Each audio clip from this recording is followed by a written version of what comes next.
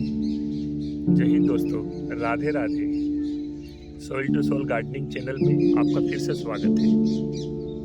मौसम गर्म हो रहा है, जनवरी खत्म होने वाला है, फरवरी आने वाला है। संक्रांति के बाद भगवान सूर्य भी तेज चमक रहे हैं, तो अभी सीजन चालू हो जाता है गर्मियों की फसलों के पौधों को तैयार करने का। आपको जैसे कि मालूम है कि गर्मियों के सीजन में अधिकतर बेल वाली फसलें लगाई जाती है, और कुछ फसलें होती हैं, वो सब्जियां होती हैं जो बिना बेल के भी बढ़ती हैं।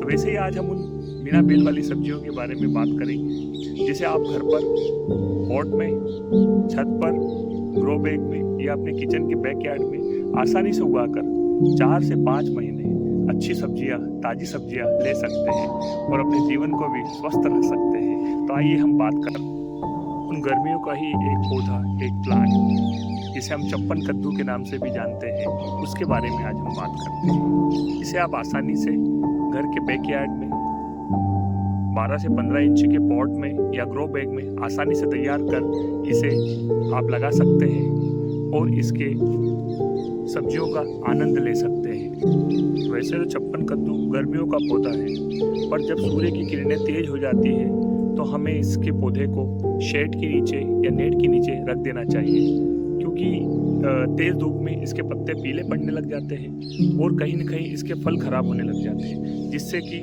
पूरा पौधा खराब हो जाता है और आपकी सारी मेहनत बेकार हो जाती है। तो इस तरह अगर हम शेड के नीचे रख देते हैं या नेट के नीचे रखते हैं तो पौधा सुरक्षित रहता है और हम लंबे समय तक इसके हार्वेस्टिंग का आनंद ले सकते हैं। चप्पन कद्दू के जो फल होते हैं ये काफ़ी न्यूट्रिशियस होते हैं, इसमें पोषक तत्व से पूर्ण होते हैं। इसमें देखा जाए तो विटामिन और मिनरल्स भरपूर होते हैं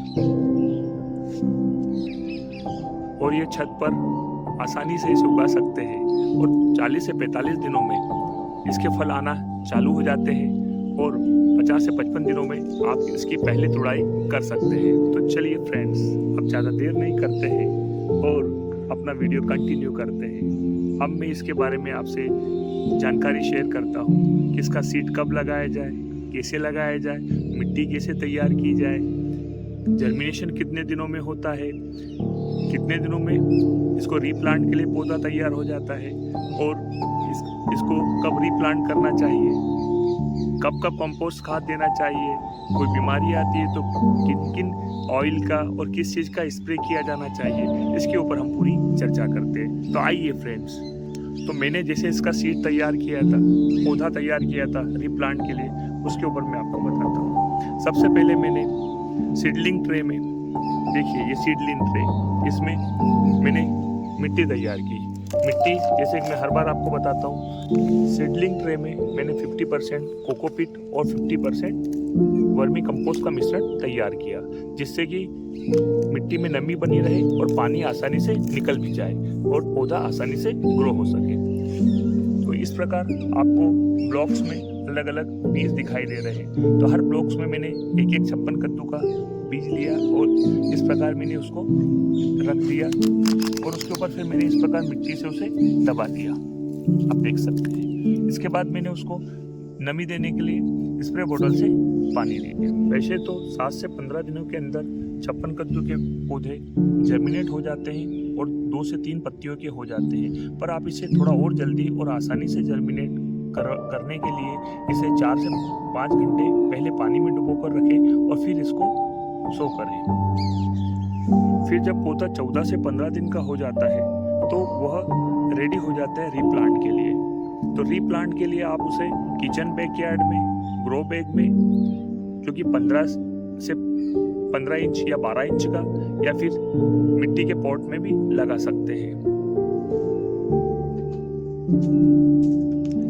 जैसे कि आप यहाँ देख रहे हैं, मैंने चप्पन कद्दू का पौधा अपने किचन बैकयार्ड में जमीन में लगाया है, पर आप इसे छत पर, ग्रो बैग में या पॉट में लगाकर फ्रूटिंग ले सकते हैं। इसकी अगली स्टेप होती है मिट्टी कैसे तैयार करना। तो मिट्टी तैयार करने के लिए आप ग्रो बैग में या पॉट में 60% गार्डन सॉइल ले लीजिए, 20% वर्मी कंपोस्ट और 10% रेत और 10% आप नीम खली, सरसों खली या बोन मील ले सकते हैं। इसका अच्छे से मिश्रण कर लीजिए और इसके बाद इसको पॉट में या ग्रो बैग में भर दीजिए।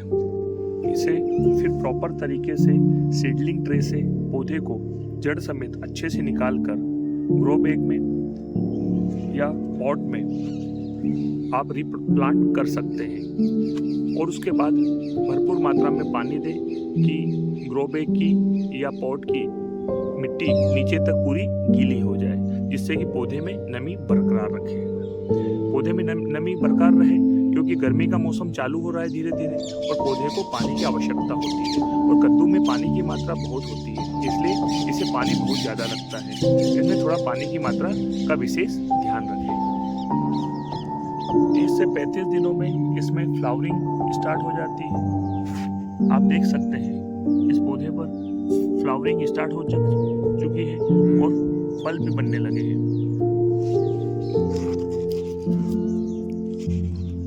फलों का साइज भी बनने लगा है। इसमें 2 प्रकार के फ्लावर होते हैं, एक मेल फ्लावर और एक फीमेल फ्लावर।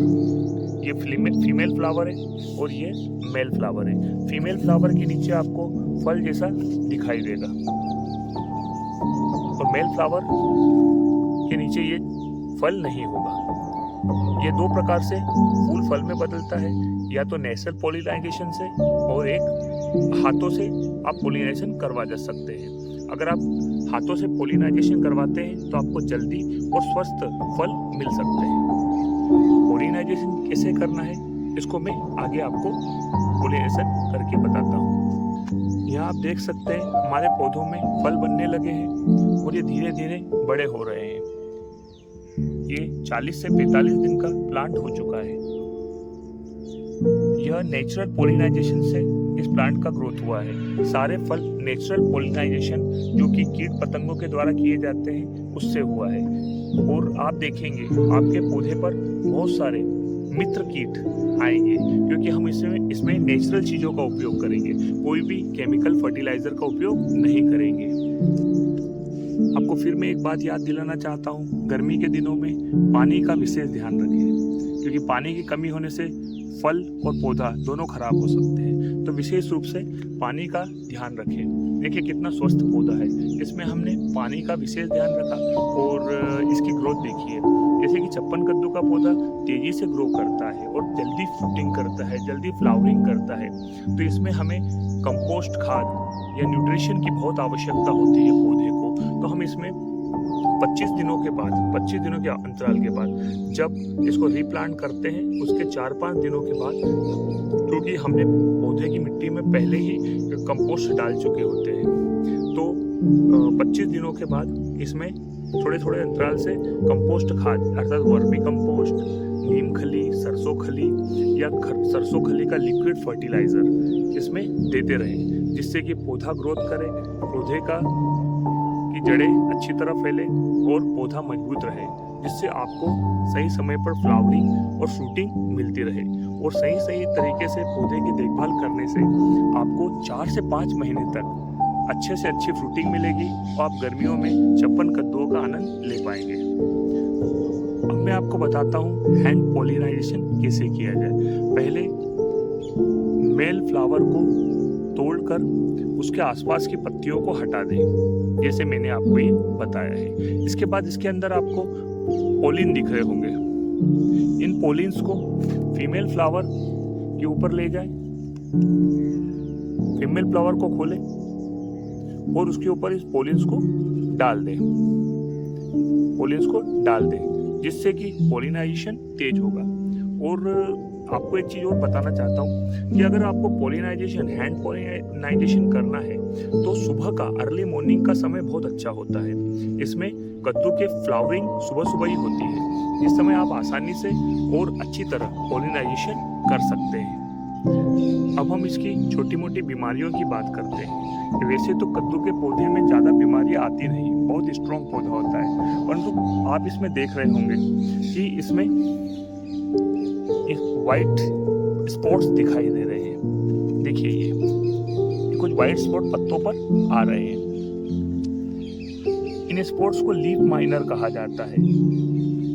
अगर ये थोड़ी मात्रा में तो उन पत्तों को आप तोड़कर फेंक सकते हैं, और अगर यह सभी पत्तों पर या अधिक पत्तों पर दिखाई दे रहे हैं तो आप इस पर समय समय पर नीम ऑयल और उसमें थोड़ा सा हैंड वॉश मिलाकर स्प्रे कर सकते हैं। नीम ऑयल का डोज जो रहेगा 1 लीटर पानी पर 4 से 5 ml, उसमें थोड़ा सा हैंड वॉश मिलाकर आप स्प्रे कर सकते हैं। 3 से 4 दिनों के अंतराल में आप स्प्रे करेंगे तो यह समस्या दूर हो जाएगी। और इसी तरह अगर आप अच्छी तरह पौधे की देखभाल करते हैं, पौधे को समय समय पर पानी, धूप से बचाना और खाद और स्प्रे करते रहते हैं, तो आप लंबे समय तक करीब करीब 4 से 5 महीनों तक आप इसकी फ्रूटिंग, इसके फलों का आनंद ले सकते हैं, और इसके फलों को तोड़कर आप घर में इसकी सब्जी बनाकर।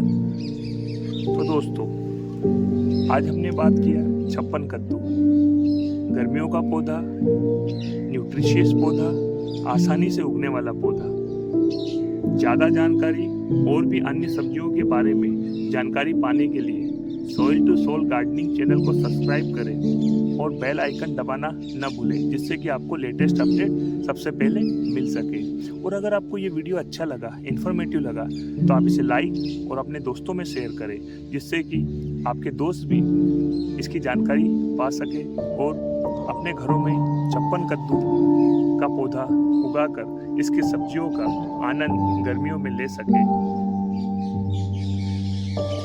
से 5 महीनों तक इसकी सब्जी का आनंद लेने के बाद जब इसका सीजन समाप्त हो जाता है, ख़त्म हो जाता है, तो आप इसके बाद जुकिनी की सब्जी की बुआई कर सकते हैं और उसके पौधे को अपने घर पॉट में, ग्रो बैग में लगा सकते हैं।